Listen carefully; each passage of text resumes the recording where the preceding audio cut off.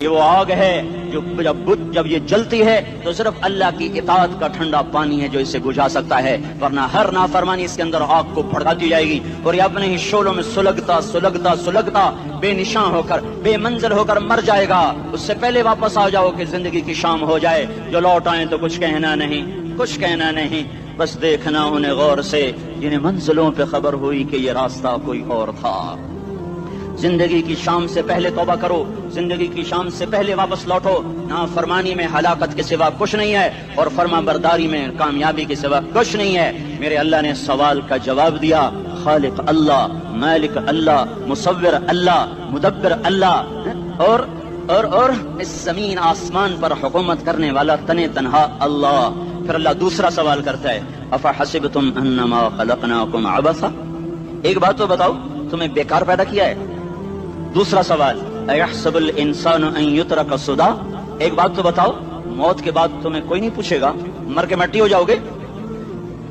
سوال میں بڑی طاقت ہے، بولنے والا بڑی طاقت سے بول رہا ہے، جس میں اپنی مکھی کو مسل کر کہتے ہیں نا، کیا حقیر مکھی، اللہ کے لہجے میں ایک طاقت ہے یہاں۔ افحسبتم انما خلقناکم عبثا، اسلام آباد میں بیکار پیدا ہوئے ہو؟ ایحسب الانسان ان یترک سدی، موت کے بعد کوئی نہیں پوچھے گا، کیڑے کھانے کے بعد ختم ہو جاؤ گے؟ ما خلقنا السماوات والارض وما بینہما لاعبین، کیا سمجھتے ہو میں نے زمین آسمان صرف کھیل کود کے لیے پیدا کیا ہے؟ اب پھر یہاں اللہ نے ہمیں اٹکا دیا، بتاؤ کیوں پیدا کیا ہے، بتاؤ کیوں آئے ہو، کیوں زمین بنی، کیوں آسمان کی چھت تانی گئی، کیوں تو گندے پانی سے اس روپ میں آیا، اور کیوں چلتے چلتے تجھے موت نے آ کے دبوچا اور تجھے زیر زمین پہنچایا، کیوں ہے؟ کسی کے پاس کوئی جواب نہیں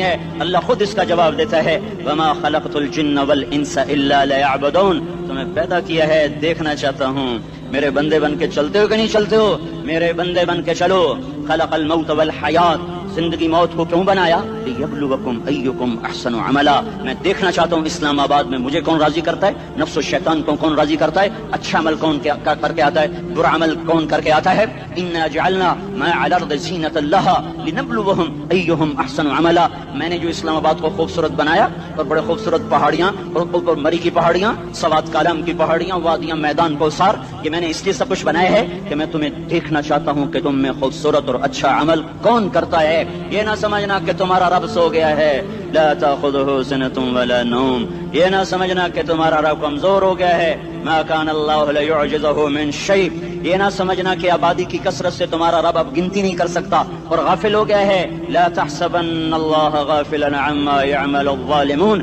یہ نہ سمجھنا رات کے اندھیرے، اسلام آباد کی کالی رات اور اس کالی رات میں ہونے والی مستیاں وہ تمہیں اللہ سے چھپا لیتی ہیں، یہ نہ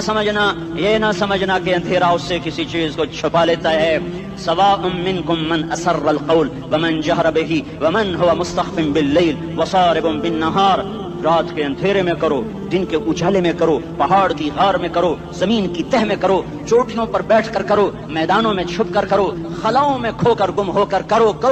جو بھی کرو گے تیرے رب کی طاقتور نظر تمہارے اوپر پڑ رہی ہے، غافل نہیں ہے، رات کے ناچنے والوں کو بھی دیکھ رہا ہے اور رات کے رونے والے کو بھی دیکھ رہا ہے، گھنگرو باندھ کے ناچنے والی بھی اس کے سامنے ہے اور مسلح پہ کھڑے ہو کر بے قراری سے اللہ کو یاد کرنے والی بھی اس کے سامنے ہے، پوسٹر کی زینت بن کے فون بیچنے کے لیے آئے ہائے، کہتے آج آزادی کا دور ہے، یہ کیسی آزادی ہے کہ عورت اتنی سستی ہو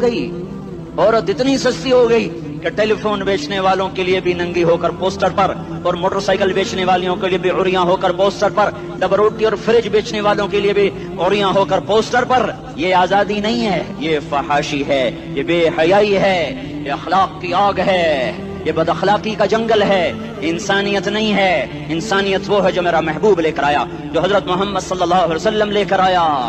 جس نے عورت کو عزت بخشی، مقام بخشا، ماں کے روپ میں بنایا کہ اس کے قدموں تلے جنت ہے، بیٹی کے روپ میں